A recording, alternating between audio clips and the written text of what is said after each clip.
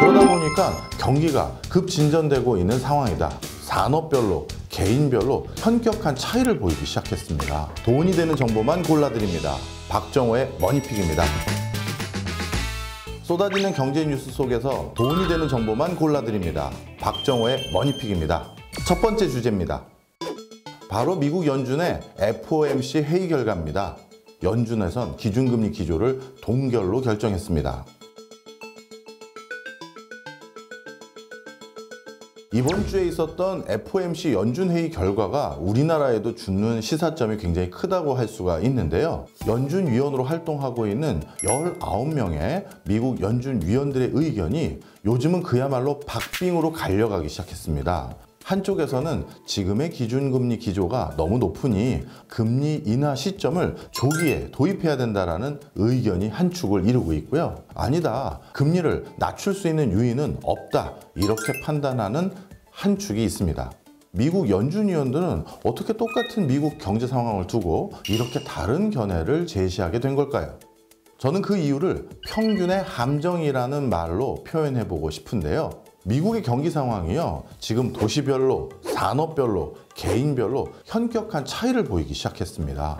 러스트벨트를 비롯해서 전통적인 산업 영역에 있는 곳은 아직까지 경기가 살아났다라는 분명한 시그널을 받기가 어려운 상태입니다. 하지만 샌프란시스코의 일부 지역을 비롯해서 보스턴이나 뉴욕 등 최첨단 분야에 종사하는 산업군들이 즐비한 곳 같은 경우는 인공지능을 화두로 해서 빅테크 기업들도 업황이 살아나기 시작했고요. 그러다 보니까 경기가 급진전되고 있는 상황이다, 이렇게 보실 수 있겠죠.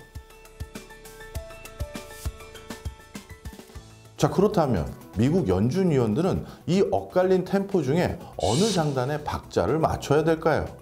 경기가 어려워지고 있는 산업 섹터와 그들 지역을 고려한다면 조기에 금리 인하를 선택해야 되는 게 맞을지도 모르겠습니다.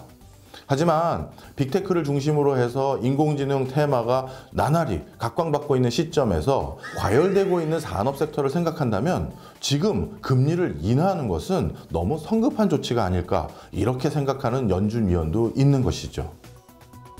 바로 지금 우리가 연준의 기준금리 행보를 쳐다봐야 될 대목은 단순히 금리가 동결됐다라는 그 맥락이 아니라 이 동결 뒤에는 미국 내에서도 이렇게 상이한 경기 상황이 전개되고 있다는 게 가장 중요한 시사점이고요. 이렇게 미국의 기준금리가 고금리 기조 속에서 동결 기조가 계속된다고 한다면요, 이자 부담이 늘어나서 열악해지는 계층들, 열악해지는 산업들이 점점 늘어날 가능성이 많아지고요. 그런 사람들을 부양하기 위한 별도의 보조금 정책이나 이런 것들이 입안될 가능성은 있는데요. 앞으로 우리나라뿐만 아니라 많은 국가에서도 이렇게 같은 나라에 살고 있지만 전혀 다른 경기 상황에 놓여져 있는 상황들이 앞으로 계속 이어질 가능성이 높다, 이렇게 전망하는 게 적합할 것 같네요. 박정호의 머니픽 두 번째 주제입니다. 캠코의 공사채 발행 대거 증가할 가능성 높다. 총선 이후 본격화될 것으로 보이는 부동산 PF 문제, 그것으로 유발되는 새마을금고의 부실, 저축은행 부실, 이런 것들을 해결하는 게 정부의 당면 과제로 대두되기 시작했습니다. 이렇게 부실 채권들이 늘어나는 것들을 정부가 해결하기 위해서 만들어둔 기관이 하나 있습니다. 바로 캠코입니다.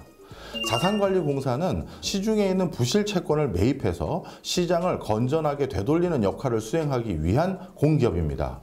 통상적으로 캠코는요, 부실 채권을 인수하기 위해서 자신들의 자금을 마련하기 위해 공사채를 연간 1조 원 내외로 발행을 해왔는데요. 작년도는 공사채 발행 규모가 좀 늘어서 1조 9천억 원에 달하는 2조 원이 좀 안 되는 수준으로 공사채를 발행했고, 지난 1사분기 만에 이미 8천억 수준에 이르는다는 사실이 확인됐습니다.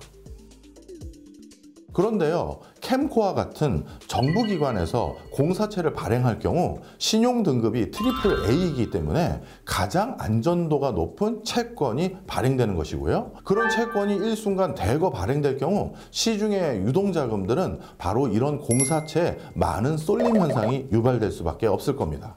그럼 또 다른 문제 중에 뭐가 생길까요? 바로 민간 기업이 발행하는 회사채는 회사채를 발행해서 자금을 조달하고 싶어도 이 회사채를 인수하겠다라는 사람들이 줄어들게 돼서 더 비싼 이자를 주고 자금을 구하거나 아니면 자금 자체를 아예 조달받지 못하는 그런 문제가 생길 수가 있거든요. 캠코어뿐만 아니라 허그 등 국가기관에서 발행하는 공사채가 대거 앞으로도 많이 발행될 것으로 예정되어 있는데요. 원래 허그에서는 허그 단독으로 공사채를 발행할 수는 없도록 되어 있습니다. 하지만 이번에 정관을 바꿔서요, 허그에서도 공사채를 발행해서 부실 채권을 인수할 수 있는 경로를 추가적으로 만들고 있는 상황인데요. 이런 것들이 민간 기업이 자금을 조달할 수 있는 경로를 일부 위축시켜서 결국 민간의 부실이라든가 민간의 재정 건전성을 더욱더 악화시킬 수 있는 요인으로 작용할 수 있다는 점도 우리가 투자 시 함께 고려해야 될 점이죠. 박정호의 머니픽 세 번째 주제입니다. 반등을 시작한 중국 증시.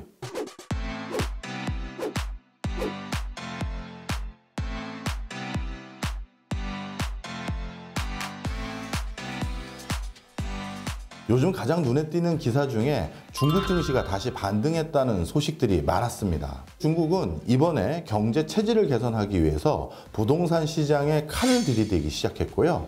그동안 부동산과 관련돼서 대폭 강화됐던 각종 규제를 하나하나 풀기 시작했습니다.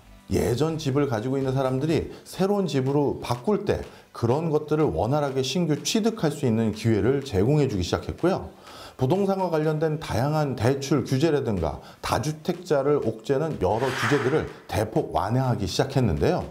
이런 부동산 시장의 규제 완화는 중국 증시에 상장되어 있는 부동산 관련 회사의 주가가 급등할 수 있는 여지로 작용하게 됩니다.